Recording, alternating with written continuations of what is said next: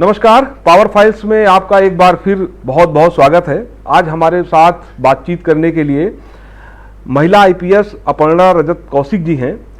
इनसे हम बहुत सारी चर्चा करेंगे, इनके व्यक्तिगत जीवन के बारे में जानेंगे, इनकी प्रोफेशनल लाइफ के बारे में भी जानेंगे और जो तमाम सवाल ऐसे होते हैं कि जिसका लोगों को जानने के लिए इच्छुक होते हैं, वो भी कई सवाल होंगे। हम कोशिश करेंगे कि अपर्णा जी उनका भी जवाब दें। मैम, बहुत बहुत स्वागत है आपका। Thank you. मैम, सबसे पहले तो आप कहाँ की रहने वाली हैं? बेसिक एजुकेशन आपकी कहाँ से हुई और ये यूपीएससी तक का, आईपीएस तक का सफ़र आपने कैसे तय किया? मेरा होम टाउन रामपुर है। हम वहीं पर पले बड़े हैं, वहीं पे हमारी स्कूलिंग पूरी हुई है। उसके उपरांत मैंने अपनी इंजीनियरिंग जो है वो एनआईटी इलाहाबाद से की थी, जिसको पूर्व में मोतीलाल नेहरू के नाम, मुनरको के नाम से मुनरको के नाम से जाना जाता था। और उसके उपरांत मैंने एक साल एक एमएनसी में जॉब किया था, जो कि मेरा कैंपस प्लेसमेंट हुआ था वहाँ से, कॉलेज से ही। जॉब करने के उपरांत मैंने यूपीएससी दिया था और तभी सिलेक्शन हो गया था। उसके बाद से मैं अराउंड 23 इयर्स ऑफ एज में मैंने दिया था। मैम, बीटेक आपने किया था तो क्या था? जैसे अमूमन होता है इलेक्ट्रॉनिक एंड कम्युनिकेशन, या क्या सब्जेक्ट था? मेरी सब्जेक्ट इसमें बायोटेक्नोलॉजी थी और बहुत ही एक्साइटिंग फील्ड तब था, वो नया लॉन्च हुआ था, तो एक क्यूरियोसिटी थी कि बायोटेक्नोलॉजी को एक्सप्लोर किया जाए, तो इसलिए मेरे द्वारा वहाँ पे बायोटेक्नोलॉजी चूज़ किया गया। अच्छा, अक्सर देखा गया कि इंजीनियरिंग बैकग्राउंड के जो भी स्टूडेंट्स होते हैं वो यूपीएससी में ज़्यादातर आते हैं, वो क्रैक भी करते हैं, उनका एक रेशियो स्कोर जो है वो अन्य बच्चों से ज़्यादा अच्छा रहता है। तो आपके मन में ये पहले से था कि आपको यूपीएससी में जाना है, या आप कैसे आया कि हम भाई अब यूपीएससी में जाना है? क्योंकि तैयारी तो आपने होता है कि कुछ लोग जानबूझकर ऐसा करते हैं कि वो बीटेक करते हैं, लेकिन उसके बाद उनके मन में पहले तय रहता है कि हमें करना क्या है। देखिए, मेरी मदर का सिलेक्शन 1985 में सिविल सर्विसेज में हुआ था और यूपीएससी में ही हुआ था, और किसी कारणवश से उन्होंने वो जॉब ज्वाइन नहीं करी थी। इसके बाद वो उन्होंने लेक्चरर ऑलरेडी वो थी गवर्नमेंट कॉलेज में, तो उसी को जॉब को उन्होंने कंटिन्यू किया। तो एक बचपन से इंस्पिरेशन था। मदर बहुत स्कॉलरली थी, पूरा परिवार स्कॉलरली था, तो हम लोगों को पढ़ाई करना, जनरल नॉलेज अपडेटेड रखना, एक्स्ट्रा करिकुलर एक्टिविटीज़ में पार्टिसिपेट करना, चाहे वो डिबेट्स एक्सेट्रा कुछ भी हो, अच्छा लगता था। और तभी से माहौल था और शुरू से ही प्लान था कि यूपीएससी में अपीयर किया जाए। माता जी की वजह से, क्योंकि माता जी पहले से उन्होंने यूपीएससी क्रैक किया था और एक प्रेरणा वहीं से मिली आपको, तो मतलब स्टार्टिंग में ही आपने सोच लिया था कि हमें यूपीएससी में ही जाना है। ग्रेजुएशन एक नेसेसरी रिक्वायरमेंट होती है और इंजीनियरिंग एक एनालिटिकल माइंड आपका डेवलप करता है, तो इंजीनियरिंग एक ग्रेजुएशन की मेरी नेचुरल चॉइस थी कि यदि बीटेक करना है, बैचलर्स की डिग्री लेनी है, क्योंकि एक रिक्वायरमेंट है यूपीएससी की, तो वो ऐसे फील्ड में करी जाए जो कि एनालिटिकल भी हो और जो आपका मेंटल स्कोप बढ़ा सके। अच्छा मैम, मदर तो आपकी प्रोफेसर थी, फादर आपके क्या करते थे? क्योंकि अक्सर ऐसा देखा जाता है कि आपका शहर में घर था या फिर रामपुर में जो रूरल एरिया है उधर था? नहीं, हम लोग क्योंकि मदर की गवर्नमेंट जॉब थी तो हम लोग शहर में ही रहते थे। वहीं पे उनका कॉलेज था, जो पीजी कॉलेज, जिसमें वो पढ़ाती थी। फादर मेरे ही पास्ड अवे वेरी अर्ली, मैं पोस्टमस चाइल्ड हूँ, और उनकी वो सब रजिस्ट्रार थे, उनकी डेथ बहुत अर्ली हो गई थी। अच्छा मैम, एक बड़ी महत्वपूर्ण बात आती है जब आप तैयारी करते हैं कि बहुत सारे बच्चे भी इसको जानना चाहते हैं कि कोचिंग जाना चाहिए या नहीं जाना चाहिए, सेल्फ स्टडी करना चाहिए। क्योंकि रामपुर से आप रहने वाली हैं, तो तैयारी आपने रामपुर की, बेसिक एजुकेशन तो रामपुर में ही हुई होगी, लेकिन फिर क्या आप दिल्ली गई तैयारी करने के लिए? अक्सर होता है ऐसा कि मेरा कैंपस प्लेसमेंट गुड़गांव में हुआ था, मैं गुड़गांव में ही जॉब करती थी, तो कुछ चीज़ों के लिए गाइडेंस लेने के लिए ज़रूर हम लोग दिल्ली जाते थे, पर से मैंने ऐसे कोई कोचिंग नहीं ली है कि कोचिंग करने के बाद तैयारी करी थी। और हर व्यक्ति का एक अलग पैटर्न होता है। कुछ लोगों को कोचिंग से एक स्ट्रक्चर मिल जाता है, उनको समझ में आता है कि यूपीएससी का जो फील्ड है, यूपीएससी की जो पढ़ाई है, वो इतनी वृहद है कि यदि आपको एक स्ट्रक्चर ना मिले तो कई लोग उसमें खो जाते हैं। कई लोग काफ़ी पढ़ाई कर लेते हैं परंतु उस लेवल पे नहीं आ पाते जो उनको एग्ज़ाम के लिए प्रिपेयर करे। तो टू ईच इज़ ओन। जो कोचिंग करना चाहते हैं, कोचिंग उन लोगों के लिए अच्छी है जो एक स्ट्रक्चर चाहते हैं, जो एक पैटर्न चाहते हैं, उससे एक उनको हेल्प मिलती है। पर क्योंकि मैं जॉब उस समय कर रही थी तो कोचिंग समय भी कम मिलता होगा आपको? कोचिंग के लिए समय भी इतना नहीं था, और लैम्प फेलोशिप भी मैंने उसी टाइम पे की थी, जो कि legislative assistant to member of parliament की एक फेलोशिप होती है, बहुत ही प्रेस्टिजियस फेलोशिप है, तो समय का काफ़ी अभाव उसके कारण रहता था। तो जितना भी हम लोग पढ़ाई कर पाते थे वो out of the job hours ही कर पाते थे, तो कोचिंग ज्वाइन करने का कोई स्कोप एज सच कभी रहा नहीं। अच्छा मैम, एक बड़ी महत्वपूर्ण बात है, 2015 में आपने यूपीएससी क्रैक किया, आप आईपीएस हैं, और ख़ासतौर पे महिला आईपीएसों को लेकर एक अलग तरीके से लोग रिस्पेक्ट भी देते हैं कि किन अभावों में कैसे कैसी किन परिस्थितियों में आप लोगों ने तैयारी की होगी। लेकिन समाज में तरक्की तो बहुत की है, लेकिन अभी भी समाज का एक वर्ग ऐसा है जो पुरुषों में और महिलाओं में जब तुलनात्मक रूप में देखता है तो उसको लगता है कि नहीं भाई, ये महिला है तो महिला ही है, पुरुष हैं तो पुरुष हैं। आप इसके बारे में क्या सोचती हैं, क्योंकि आपने तो ये लोगों के लिए एक एग्जाम्पल पेश किया है। देखिए, मेरा बहुत फंडामेंटली ये मानना है कि महिला को पुरुष बनने की आवश्यकता नहीं है। महिला की अपनी एक इनहेरेंट स्ट्रेंथ होती है, हमारा एक अपना इनहेरेंट इंट्यूशन है, हमारा सिक्स सेंस है, जो कि हमारी सबसे बड़ी एबिलिटी है। ये कह देना कि हम पुरुषों के बराबर हैं, बिल्कुल बराबर नहीं है, हम पुरुषों से अलग हैं, और ये बात ही सोसाइटी को एक्सेप्ट करनी है। जब तक बराबरी करने का होल लगा रहेगा तब तक शायद कभी भी महिलाओं को वो जस्टिस नहीं मिल पाएगा। हमारी जो स्ट्रेंथ है और पुरुषों की जो स्ट्रेंथ है, उन दोनों स्ट्रेंथ को अलग अलग आपको देखना पड़ेगा, और उन स्ट्रेंथ्स पर हम कैसा परफॉर्म करते हैं।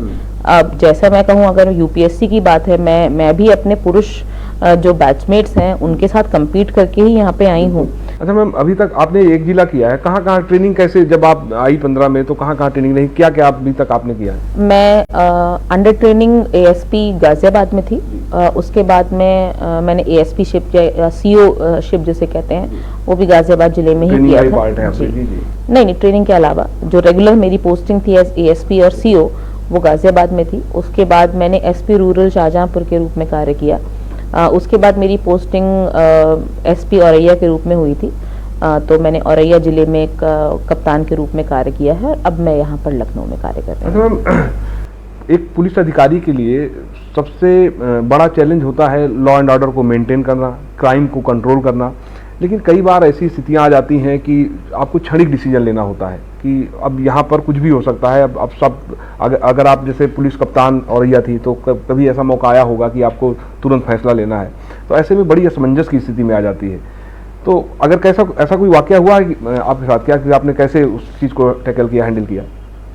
देखिए, हर जिले के अपने चैलेंजेस होते हैं, हर जिले की अपनी सेट ऑफ प्रॉब्लम्स होती हैं, हर जिले के अपने सेट ऑफ पीपल का जो माइंडसेट है वो भी हर जिले में अलग अलग होता है। तो ये समझना बहुत इम्पोर्टेंट है कि ग्राउंड लेवल पे लोगों का क्या इमोशन है, ग्राउंड लेवल पे लोग क्या चाह रहे हैं। कभी कभी हम लॉ एंड ऑर्डर सिचुएशंस में जाते हैं तो ऐसा नहीं होता है कि वो लोग कुछ मुजहमत करने के मूड में हैं, परंतु वो अपनी बात कहने का शायद तरीका ठीक नहीं ढूंढ पाते हैं, तो वो एक लॉ एंड ऑर्डर की सिचुएशन क्रिएट करते हैं। यदि उनसे ठीक से बात की जाए, उनकी बात सुनी जाए, तो वो बहुत अच्छे से रिस्पॉन्ड करते हैं, और साथ में आपकी खुद की क्रेडिबिलिटी एज एन ऑफिसर और एज अ पुलिस पर्सन, अगर आप सही कार्य करते हैं, अगर आप उनको पता है कि आप फेयर डिसीजन लेंगे, तो पब्लिक बहुत अच्छे से सपोर्ट भी करती है और वो आपके वर्ड को वैल्यू भी करती है। अच्छा मैडम, समाज में जो शोषित पीड़ित ये लोग हैं, इनको पुलिस पर बड़ा भरोसा होता है न्याय को लेकर, और न्याय होता भी है, लेकिन कई बार ऐसा होता है कि वो चीज़ें नहीं हो पाती हैं या उसके पीछे बहुत सारे कारण होते हैं। तो पुलिस का ये भरोसा लोगों पर बना रहे, उसको लेकर क्या सोच रखती हैं आप?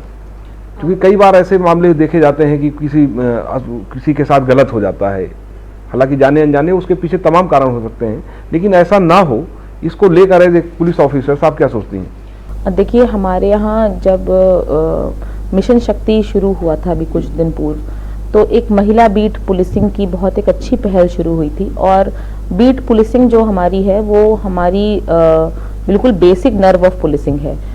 तो जब औरैया में मैं as a police superintendent of police का मैं काम कर रही थी, तो हमारी जो महिला बीट ऑफिसर्स थी उनको हमने बहुत वृहद और बहुत ही सिस्टमैटिकली बीट्स का आवंटन किया था, ताकि वो गांव-गांव जाएं और जो छोटी छोटी प्रॉब्लम्स हैं जो शायद महिलाएं ओपनली नहीं बता पाती हैं, या ऐसी चीज़ें हैं, क्योंकि महिलाएं बहुत परसेप्टिव होती हैं। किसी भी गांव में आप जाइए, उन्हें पता है दारू का कोई अवैध कार्य कर रहा है, तो क्योंकि उनको पता है उनके पति उसका सेवन करेंगे तो उसके बारे में ही बताती हैं। कोई गांव में कोई ऐसी चीज़ उनको लगती है जो अटपटी है, वो भी वो बताती हैं। तो महिला बीट अधिकारी जब हमारी मौके पर गई तो हमें बहुत सारे ऐसे क्रेडिबल इनपुट्स मिले।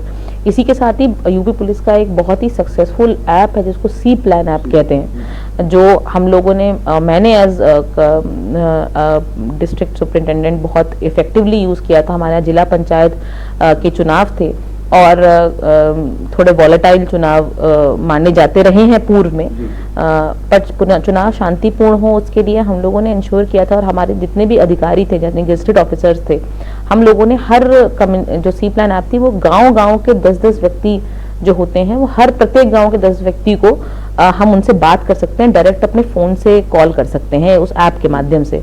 तो हमने उसका एक बहुत वृहद इस्तेमाल किया था और गांव-गांव से जो बेसिक इन्फॉर्मेशन हम ले सकते थे उस इन्फॉर्मेशन को कलेक्ट किया था, और उसी के कारण हमारे यहाँ अटमोस्ट पीसफुलनेस के साथ चुनाव, अटमोस्ट फेयरनेस के साथ चुनाव हम लोग संपन्न कराए थे।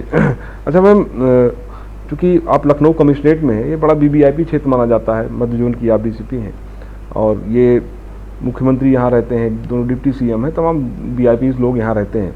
तो ये भी एक बहुत बड़ा चैलेंज है यहाँ पे कानून व्यवस्था को मेंटेन रखना, क्राइम को कंट्रोल रखना। हालांकि जब से आप आई मुझे लग रहा है कि अभी इस तरह का कोई मामला आया नहीं है, तो एक तरह से आपने बहुत अच्छे से हैंडल किया है। तो क्या कोई विशेष रणनीति से काम करती हैं, क्योंकि ये वो लखनऊ है जहाँ पर कभी हम लोग भी देखा करते थे, तमाम दंगे होते थे, लड़ाइयाँ होती थी, या बहुत सारे ऐसे मामले पूर्व में हो चुके हैं। तो क्या कोई विशेष रणनीति है आपकी काम करने के लिए, कोई आपने अलग से टीम बनाई है? देखिए, मेरा ये मानना है और मेरे सारे जो हम लोग एज अ टीम जो हम काम करते हैं, हमारा ये होता है कि कोई भी समस्या प्रेजेंट होती है तो हम बहुत तत्परता से उसको रिस्पॉन्ड करने का प्रयास करते हैं, क्योंकि अगर हम तत्परता से रिस्पॉन्ड करते हैं, मौके पे फौरन पहुंचते हैं, तो जो ग्राउंड रियलिटी है वो हमारे सामने आ जाती है, वो पूरी पिक्चर हमारे सामने आ जाती है, तो वो चीज़ों को बेटर हेल्प करती है पता करने में। जब हम मौके पे जाते हैं तो ऐसे ही बहुत सारे फैक्टर्स पता चलते हैं जो कि बाद में उनका कोई इम्प्लीकेशन हो सकता है। तो I think the best thing for a police officer, जो पुलिस की जॉब है 24 आवर जॉब है, एक ऐसी जॉब है जिसमें आप निरंतर भागते ही रहते हैं, तो उस जॉब में अगर आप तत्काल रिस्पॉन्ड करें और तत्काल मौके पर कोई ना कोई को कंट्रोल किया जा सकता है। अच्छा अपर्णा जी, महिलाएं खासतौर पे पुलिस में जो महिलाएं हैं, इनकी संख्या अभी उतनी नहीं है जितना आबादी के हिसाब से अगर देखा जाए, या अगर आप पुलिसकर्मियों की तुलना में देखें, तो आपको लगता है कि महिलाओं की संख्या और होनी चाहिए, और जिससे अब इसके आज के कुछ साल पहले तो बड़ी खराब स्थिति थी और भी बेकार स्थिति थी, महिलाएं ना के बराबर थी, अब संख्या बढ़ी है, लेकिन क्या ये पर्याप्त है या आप मानती हैं कि? देखिए, पिछले 5 वर्षों में का अगर डेटा हम देखें तो बहुत ही हर्ष का विषय है कि पिछले 5 वर्षों में 22,000 महिला कांस्टेबल्स की भर्ती पुलिस विभाग में हुई है। एक बहुत कंसिडरेबली बड़ा नंबर है अगर हम पहले के फिगर्स को कंपेयर करें। तो निश्चित रूप से महिलाओं की एंट्री पुलिस में अब ज़्यादा हो रही है। उसके 2 कारण हैं। एक तो महिलाएं जो बेसिक स्कूलिंग, पहले महिलाएं जिसमें महिला शायद पार्टिसिपेट नहीं कर पाती थी, वो बेसिक स्कूलिंग कर रही हैं, और दूसरी क्योंकि पुलिस की एक बहुत अच्छी छवि अब प्रेजेंट की जाती है, तो एक पुलिस को एक जॉब रोल के रूप में लेने के लिए महिलाएं बहुत ही प्राउड हैं, वो आना चाहती हैं पुलिस फोर्स में। और निश्चित रूप से महिलाएं जब से हमारे पुलिस फोर्स में अच्छी संख्या में आई हैं, बहुत बेहतर उसके परिणाम भी हम लोगों को मिले हैं। महिला हेल्प डेस्क आप जानते होंगे, सभी यूपी के सभी थानों में महिला हेल्प डेस्क है, और लखनऊ कमिश्नरेट में भी हर थाने में महिला हेल्प डेस्क है, और बहुत सारी महिलाएं आके हमें बताती हैं, और वो चाहती हैं कि उनकी जो प्रॉब्लम है वो महिला अधिकारी या महिला हमारी कांस्टेबल्स, महिला एसआई सुने, और महिला हेल्प डेस्क उसके लिए बनाई गई हैं। तो एक 50% ऑफ द पॉपुलेशन को हम बहुत अच्छी सुविधा दे पा रहे हैं, क्योंकि महिला हेल्प डेस्क आज की डेट में हमारे यहाँ प्रेजेंट है, और उसको अटेंड करने के लिए, पिंक बूथ्स को अटेंड करने के लिए कुछ ऐसी चीज़ें हैं जो महिलाएं ही उसको हैंडल कर सकती हैं। तो उसके लिए हमारे यहाँ पर्याप्त पुलिस बल भी आ रहा है, और अब हमारे यहाँ जो महिला एसआई हैं, जो कि पहले कुछ डॉर्मेंट रोल में उनको देखा जाता था, वो भी बहुत एक्टिवली चौकी इंचार्ज का रोल या एसएचओस का रोल बहुत एक्टिवली वो परस्यू कर रही है। अच्छा अपर्णा जी, एक बड़ा पर्सनल सा सवाल है, मुझे लगता है उसका भी जवाब देंगी आप, कि उत्तराखंड से आपका बड़ा नाता है। मैंने कहीं पढ़ा, रिसर्च कर रहा था आपके बारे में, तो त्रिभुजी नारायण मंदिर रुद्रप्रयाग में है, और वहाँ पे आपने शादी भी की वहीं जाके। तो क्या क्या कुछ जुड़ाव था, क्या कुछ मामला है? क्योंकि बहुत ज़्यादा तो नहीं मिला, लेकिन मैंने जो पढ़ा उसमें पता लगा कि रजत जी से आपकी मुलाकात हरिद्वार ऋषिकेश में हुई। उसके बाद आप लोग शादी करने के लिए उस मंदिर में गए। उस मंदिर की क्या मान्यता है और कैसे आप लोग मिले एक दूसरे से? बेसिकली मैंने उनके साथ काम किया है प्रोफेशनली, और क्योंकि वैचारिक रूप से हम लोगों का काफ़ी सिमिलर लेवल पे हम लोग सोचते थे। उनको ये अच्छी तरीके से जानकारी पूर्व से थी कि मुझे पब्लिक सर्विस में जाना है, और मेरी एक ललक थी कि शायद एक कंस्ट्रेंट मेरे में कि ऑफिस जॉब से ज़्यादा लोगों से इंटरेक्शन करने का मौका मिले, ऐसी सर्विस में मैं जाना चाहती थी। तो वो ये जानकारी उनको थी, और उन्होंने हमेशा उसको सपोर्ट किया है। उन्होंने हमेशा कहा कि you have to take risks. और हम लोगों की जो शादी हुई थी, हम लोगों ने ये डिसाइड किया था कि हम एक ऐसी शादी करेंगे जो हमारे लिए ज़्यादा मीनिंगफुल हो। तो हम लोगों ने त्रियोगी नारायण भगवान जी का मंदिर है जो कि केदारनाथ से पास में ही है, और वहाँ पर शिव पार्वती की शादी हुई थी, ऐसी मान्यता है उसी मंदिर में। और वहाँ पर एक अखंड धुनी है जो कई वर्षों से जल रही है, कई 3 युगों से जल रही है। तो वो बहुत ही प्रेस्टिजियस मंदिर है उस रिगार्ड से, रिलीजियस पॉइंट ऑफ व्यू से। और उत्तराखंड हम लोगों को अच्छा लगता है क्योंकि बहुत ही पीसफुल और अच्छा स्टेट है, बहुत ही सुंदर। वहाँ पर पहले से भी आप लोग जाते रहते थे हम लोग।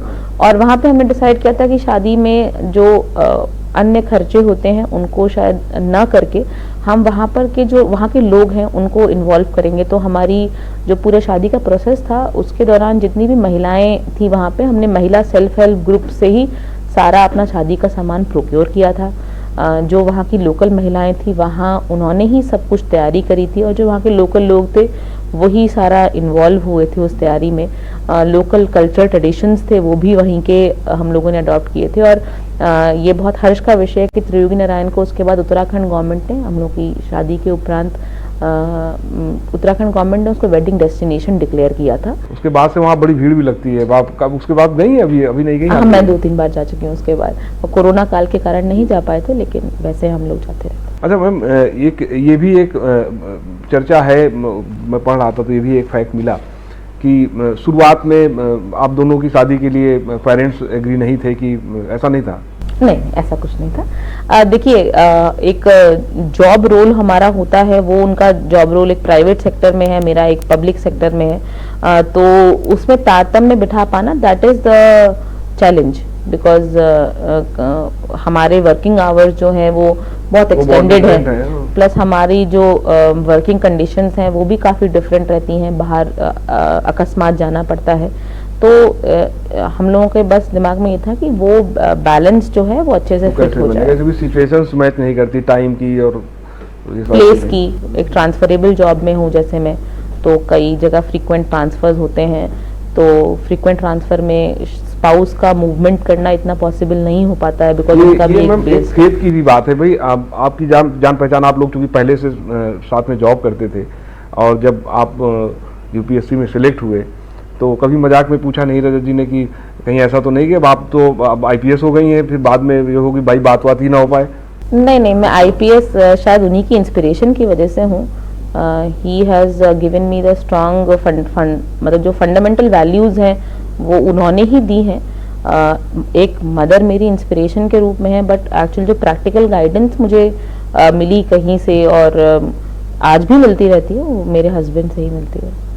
अच्छा मैडम, चूंकि अभी बहुत लंबा वक्त नहीं हुआ, 2015 में आप सिलेक्ट हुई, अभी 22 चल रहा है, लेकिन अभी छोटा सा टाइम हुआ है, टाइम पीरियड आपका जॉब का, लेकिन क्या कभी ऐसा आपको लगा कि कोई डिसीजन आपने लिया हो या किसी मामले में आपको लगा हो कि यार ये थोड़ा सा गलत हो गया, इसके साथ ऐसा नहीं होना चाहिए, हमारा डिसीजन गलत हो गया, या फिर कोई ऐसा वाक्य आपके साथ हुआ हो कि जिसको लेके बड़ा प्राउड आपको फील हुआ हो अचानक से कि नहीं, हमने मतलब आत्मसंतोष मिला हो उस काम से? क्योंकि ये पुलिस का जॉब ही ऐसा है, ये बड़ी बात। कोई ऐसी बात है जो शेयर करना चाहें? बहुत सारे दिन में हमारे पास ऐसे मोमेंट्स आते हैं जब लोग आकर कुछ कह के जाते हैं। यहीं पे इसी ऑफिस की बात है, एक दबंग व्यक्ति थे कोई एक गांव के, और शायद पुलिस उन पे कार्रवाई करने से थोड़ा सा हिचक रही थी। उन पर कार्रवाई करी गई तो वो मेरे ऑफिस में यहीं बाहर आए थे और मेरे जो पेशकार हैं उनसे बोले थे कि हमें बस उनको, मैडम को एक बार देखना है कि ये है कौन कि इन्होंने कार्रवाई करवा दी। तो एक वो गांव से भरोसा नहीं बहुत था दूर उनको से कि हाँ कि ऐसा कैसे हो सकता है, कि उनके कार्रवाई खिलाफ भी हो सकता है। नहीं, उनके खिलाफ नहीं, उनको उससे रिलीफ मिला। अच्छा वो उस व्यक्ति से रिलीफ मिला, तो वो मतलब कृतज्ञता के भाव से जी, यहाँ जी, पर जी, आए जी। थे कि हम बस एक बार देखना चाहते हैं कि ये मैडम है कौन जिन्होंने कार्रवाई करा दी। तो छोटे छोटे वाकया होते रहते हैं, और सबसे ज्यादा इम्पोर्टेंट है कि जब लोगों को आप पे फेथ होता है और वो इस भरोसे के साथ आपके ऑफिस में आते हैं कि यहाँ से मेरी प्रॉब्लम सॉल्व होगी, सबसे प्राउड मोमेंट वो होता है जब हमको लगता है कि दे ट्रस्ट अस। बहुत सारी ऐसी प्रॉब्लम्स होती हैं, जैसे आपने कहा कि रिग्रेट की बात है, कई बार ऐसी प्रॉब्लम्स होती हैं जिसके सॉल्यूशन हम लोग नहीं ढूंढ पाते हैं। सामाजिक रूप से कुछ प्रॉब्लम है, मान लीजिए पति पत्नी का डिस्प्यूट है या अन्य कोई बात है, शायद हम लोग उसका सॉल्यूशन प्रॉबेबली नहीं ढूंढ पाते हैं। वो हमारे मोमेंट्स ऑफ रिग्रेट होते हैं, और प्राउड मोमेंट आते हैं बहुत सारे। हमारे यहाँ एक बच्ची थी, उसके साथ दुष्कर्म की घटना हुई थी। औरैया की घटना थी, मैं इसका जिक्र करना भूल गया। हाँ, ये आप इसमें बड़ा वो हुआ था, आपने बड़ी लड़ाई लड़ी इसके लिए। नहीं, औरैया में कोई तो- ऐसा, औरैया में कोई ऐसी घटना हुई थी 4 साल की बच्ची को लेकर, या कुछ आपने उसको एविडेंस कलेक्ट करवाया या जी, कुछ? जी, एक 4 साल की बच्ची के साथ घटना हुई थी, और बहुत ही साइंटिफिकली हम लोगों ने उसमें एविडेंस कलेक्ट की थी, और उस साइंटिफिक एविडेंस कलेक्शन की वजह से बहुत ही फास्ट हम लोगों ने उसका ट्रायल कराया था, और उस व्यक्ति को जो पॉक्सो कोर्ट है उसके द्वारा सजा दी गई थी with in a very short span of time.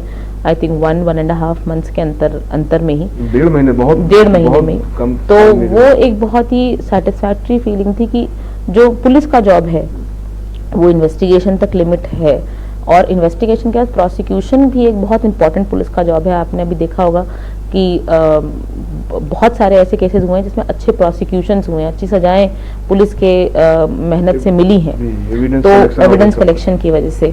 तो वो एक प्राउड मोमेंट है कि जो लॉजिकल कंक्लूजन है, हमारी इन्वेस्टिगेशन का लॉजिकल कंक्लूजन है कि उसको जो अपराधी है उसको सजा मिले।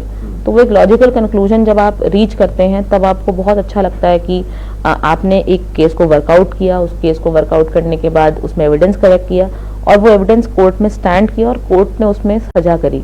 तो वो एक चक्र जो है, जो जस्टिस का चक्र है, वो जब पूरा होता है तो एक ऑफिसर के रूप में आपको बहुत संतोष होता है कि मेरा काम, एक मेरा टास्क था, वो मेरा टास्क बहुत अच्छे से कंप्लीट हो गया। अच्छा मैडम, एक आखिरी सवाल है कि कभी कोई ऐसे ऑपरेशन में इन्वॉल्व हुए जिसको आपने लीड किया हो और उसमें मतलब सफलता पाई हो, उसको अचीव किया हो, ऐसा कुछ हुआ अब तक?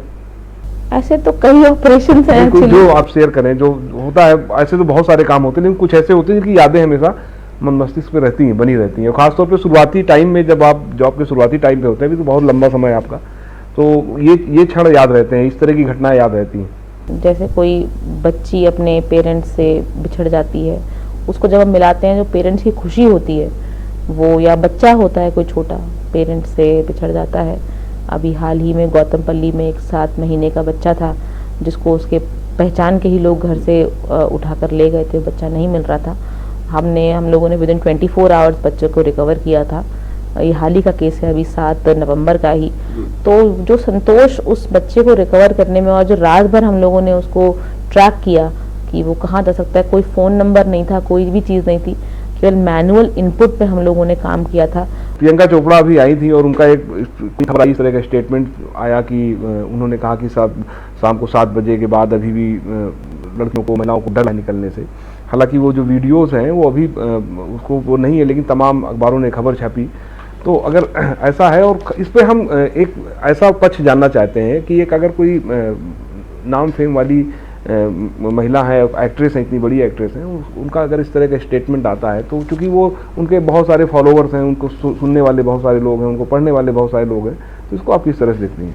देखिए, उन्होंने जो कहा है उस पर मुझे ज़्यादा जानकारी नहीं है, तो मैं कोई टिप्पणी उस पर नहीं करूँगी। परंतु हमारे यहाँ जैसे जो पिंक बूथ्स हैं हमारे, या पिंक पेट्रोल्स हमारी चलती हैं, उन्हें डेली बेसिस महिलाओं की वो सहायता करती हैं। महिलाओं को एक पहचान मिली है, एक जगह मिली है, उनको पता है कि उनको कोई डिस्ट्रेस होगा, कोई प्रॉब्लम होगा at any point of the hour. Police की गाड़ी है, 112 की हमारी गाड़ी है। आप अगर आज की डेट में गांव-गांव में जाएं, वो शायद अपने थाने का नाम नहीं जानते होंगे, वो शायद अपने सीओ कौन है, डीसीपी कौन है, शायद वो नहीं जानते होंगे, लेकिन उनको पता है कि आज की डेट में यूपी 112 का रिस्पांस टाइम इतना बढ़िया है, उनको पता है अगर 112 की गाड़ी बुलाई जाएगी तो पुलिस तत्काल पहुंचेगी। तो जैसा मैंने पूर्व में भी कहा था कि पुलिस तत्काल पहुंचना ये एक बहुत बड़ा ग्रीवांस रिड्रेसल है। एक व्यक्ति को संभल आ जाता है कि नहीं, मैंने पुलिस को कॉल किया, पुलिस तत्काल मौके पर आई। और हम लोगों की जो एंटी रोमियो अभियान है बहुत सक्सेसफुल रूप से चल रहे हैं। एक सेंस ऑफ प्राइड है महिलाओं में भी कि वो अच्छे से अपनी कोई कंप्लेंट है वो महिला हेल्प डेस्क पे भी आके दे सकती हैं।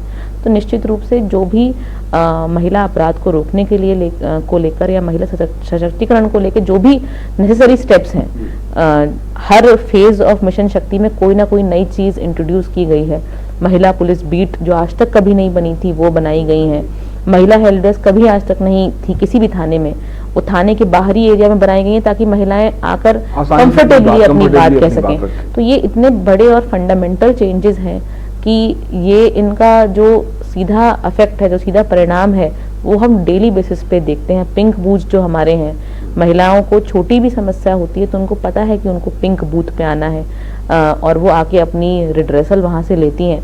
तो ये एक बहुत फंडामेंटल चेंज है जो at least for women in policing कि विमेन सेंट्रिक पुलिसिंग जो है वो मिशन शक्ति के बाद से बहुत अत्यधिक स्ट्रेंथन हुई है और जो उनकी ग्रीवांस है उसको हम बेहतर सुन पा रहे हैं, उनकी प्रॉब्लम को बेहतर सुन पा रहे हैं, उसका बेहतर निराकरण कर पा रहे हैं। चलिए अपर्णा जी, बहुत बहुत धन्यवाद आपका बातचीत करने के लिए। तो ये अपर्णा रजत कौशिक जी थी और जिनका साफ तौर पे कहना है कि यूपी पुलिसिंग को लेकर तमाम सारे सुधार किए गए हैं और आगे भी जो गुंजाइश है अभी उस पर भी काम किया जाएगा। लेकिन सबसे बड़ी बात है कि जिस तरह से आप देखिए, जब इनका बचपना था तब इनके फादर नहीं रहे, माँ थी, माँ ने ही इनकी पढ़ाई की, इनकी इंस्पिरेशन बनी और आज ये एक महिला पुलिस अधिकारी हैं।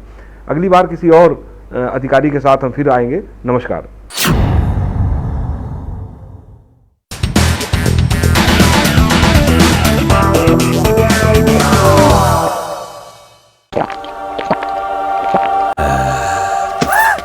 Sorry bro,